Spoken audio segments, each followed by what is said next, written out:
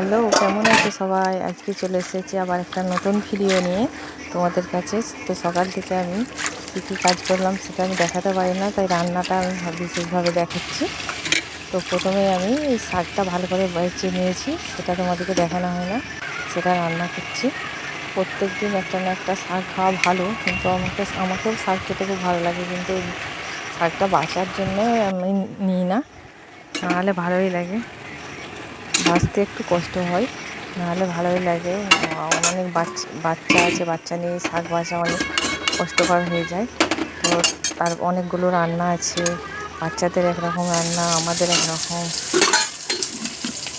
সারাদিন কাজের সঙ্গে সঙ্গে রান্নাটাও একটা কাজের মতোই পড়ে, রান্নাটা করতেই হবে মাস্ট।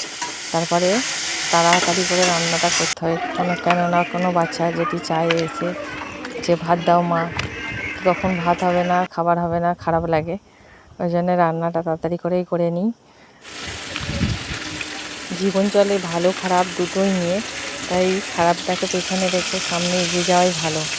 জীবনে যা যা নিজের শখ আছে সেগুলো পূরণ করার চেষ্টা করা ভালো। আমার আরও সংসারের কিছু কাজ তোমাদেরকে দেখাতে পারলাম না ভিডিওটা, কারণ বড় হয়ে যাবে। অন্য দিনে একদিনে আবার দেখাবো নতুন ভিডিওতে। আজকে রান্নাটাই খালি দেখালাম। তো এইভাবে তোমাদের সঙ্গে কথা বলতে বলতে আমার চিকেনটা রান্না হয়ে গেল ভালো করে। এবারে কষিয়ে সেটাকে আমি পানি দিয়ে বসিয়ে দেবো। তো তোমরা কে কোথা থেকে দেখছো কমেন্ট করে জানাবে, আর ভিডিওটা কেমন হয়েছে প্লিজ আমাকে বলবে। তো আজকের মতন টাটা, সবাই ভালো থাকবে।